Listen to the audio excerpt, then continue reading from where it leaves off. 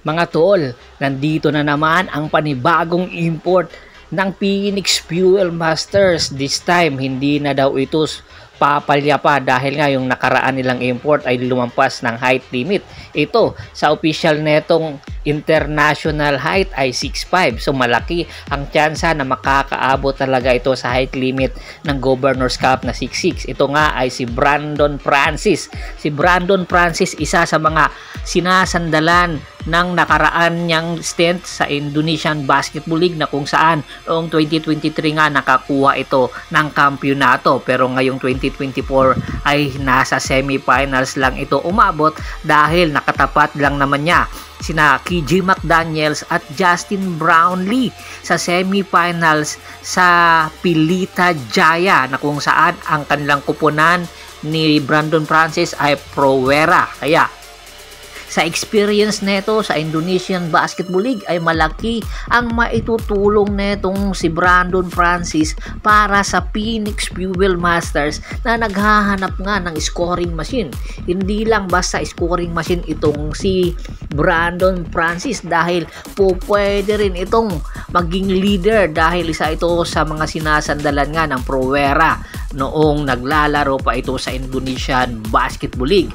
Sa height nitong 6'5" ay malaki rin ang maitutulong neto sa depensa dahil nga sa kanyang leadership. Kaya inaasahan sa paglalaro neto ngayon, katapat ang Blackwater Bossing at katapat ang bagong import na si George King, ay malaki ang tsansa na bakbakang umaatikabok talaga ang Phoenix Fuel Masters at ang syempre Blackwater Bossing. Marami ang nagsasabi ito na nga ba ang bagong muka ng import ng Phoenix Fuel Masters. Kinakailangan nang makakuha ng panalo ng Phoenix Fuel Masters dahil nga hanggang ngayon ay wala pa silang panalo. Inaasahan na mag-step up ang kanilang mga locals, especially itong import na si Brandon Francis para sa Governor's Cup. Samantala, ang San Miguel Bearmen magkakaroon daw ng bagong import. Opo, dahil nga ang San Miguel Bearmen ay papasok sa East Asia Super League o magre-represent para sa East Asia Super League kasama ang Meralco Bolts.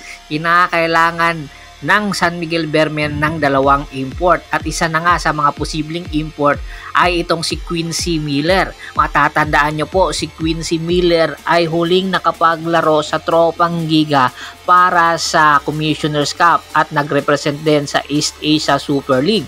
At huling nitong nakita sa PBA na maganda ang inilaro ay noong sa Converge Fiber Xers ito. Noong nasa Converge Fiber Xers ito ay nag-average ito ng 30 points per game at 10 rebounds. Pero hindi nga umabot at pinalitan itong si Quincy Miller.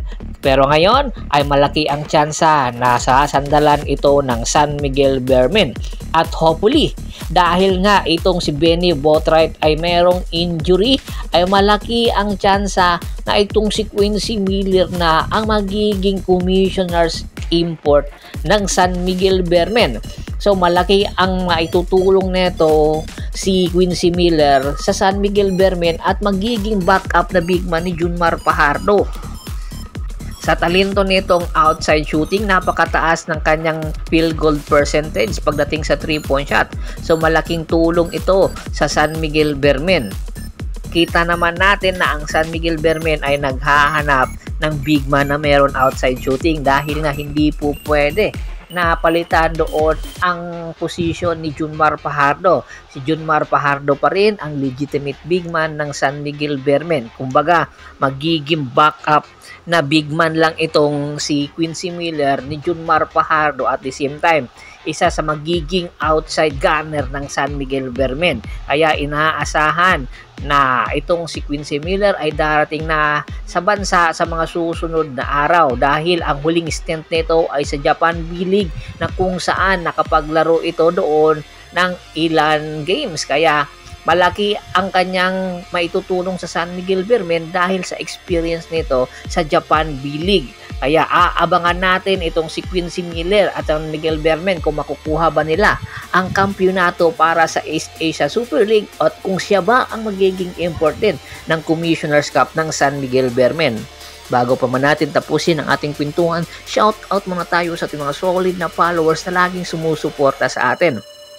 Kay Sir Malyari Mascareñas, kagawad kat sa kinudukusin ng Hagonoy, Bulacan, Anthony Laki Alon, Adrian Dulay at sa Dulay Family, Ronald Bersobidad, John David Golapa, Ricky Lanza ng Ricky Rider TV ng Tansa, Cavite, at syempre si Mr. Julius Roche ng Skygo. Marami pong salamat sa walang sawa niyong pagsuporta. Pakibisita rin po ng Facebook fanpage ko na Hapress PH at Paul Goso. Ganun din po sa TikTok channel ko na Percival Monteron Channel.